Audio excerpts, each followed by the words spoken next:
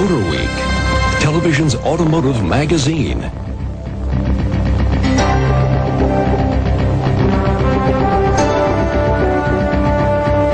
Your host for Motor Week, John Davis. Well, hello and welcome again to Motor Week. We're glad to have you with us. A wise man named Darwin once boiled the workings of nature down to a single perfect term: survival of the fittest. Now that means that a species that cannot compete becomes extinct. Darwin's theory also applies to the car market. And today, the automotive species least likely to remain with us is the high-end Japanese sports car. Now, like the once mighty dinosaurs, these powerful, expensive brutes are ill-equipped to survive in today's slimmed-down, cost-conscious marketplace. So, we decided we'd better drive them while we can. And drive them we did. From our home base in Maryland to the challenging turns of Georgia's Roebling Road Raceway. And while the 4 turbos that we picked are not the only premium Japanese sports cars, they are clearly the most endangered. The first intercooled animal on our list is also the most substantial, measuring over 179 inches long and weighing 3,781 pounds. The Mitsubishi 3000 GT VR4 is big, but compensates with a massive blend of power and technology. Under its eye-catching skin sits a 3-liter 24-valve dual overhead cam V6 engine with 2 turbochargers. Output is 320 horses and 315 pound-feet of torque.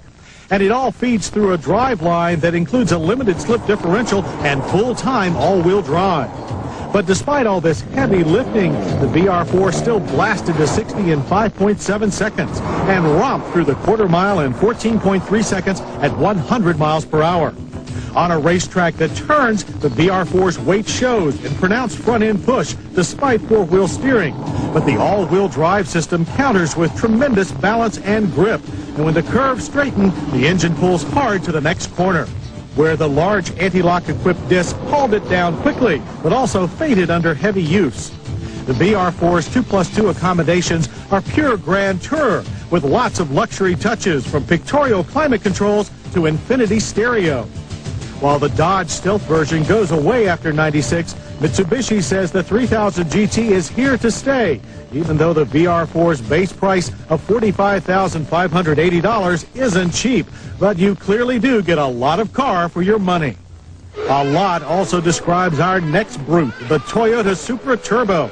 Coming close behind the Mitsubishi in overall length, the Supra was also the most surprising, but not for engine output. It's identical to the VR4 at 320 horses and 315 pound-feet of torque. But here, the 3-liter 24-valve twin-turbo is an inline 6. The surprise is it's not faster than the VR4 out of the chute. Despite nearly 600 fewer pounds, it was edged out in the sprint to 60, posting a 5.8-second time. The quarter mile, however, was quicker, 14.1 seconds at 105 miles per hour, as the engine's surprisingly ferocious top-end rush quickly gained the rear-drive Supra the nickname Rocket Sled.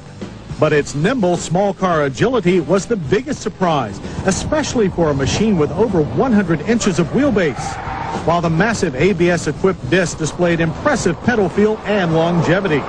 Once again, accommodations are 2+2, but here with fewer creature features and a more serious sports car environment, and a higher price, starting at $49,000. Slightly lower on the money scale comes the car that most folks know simply as the Z, Nissan 300ZX Turbo.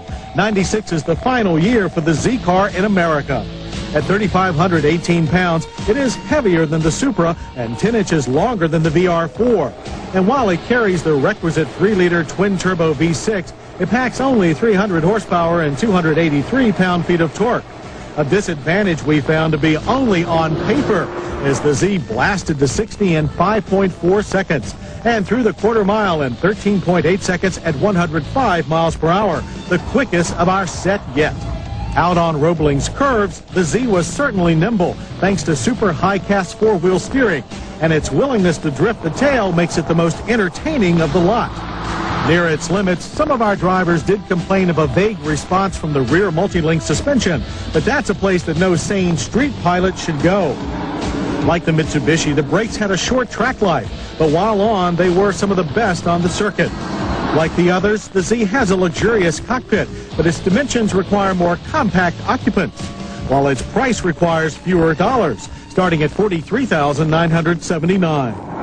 Our final plaything was the shortest, lightest, and most serious machine of the group, the Mazda RX-7.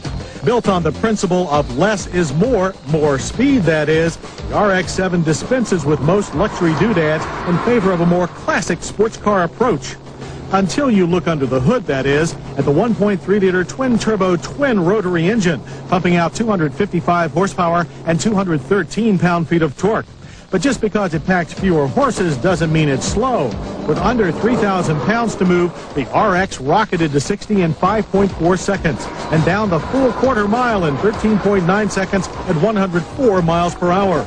It was also the most neutral handling of our quartet, requiring an experienced hand to exploit its massive grip, stunning brakes, and razor-sharp steering. To some, the RX-7 was the only pure sports car of the group, its design uncluttered by bells, whistles, or a rear seat. In fact, its tight Spartan interior is much more GTP car than Millennia sedan. This street racer will set an enthusiast back $37,800, and to us, it's the bargain of the bunch.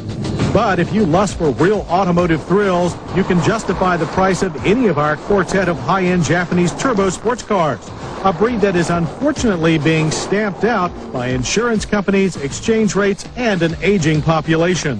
Now, we hope our predictions of doom are wrong, but until we're sure, we think it's a great excuse to keep on trying to tame these marvelous machines.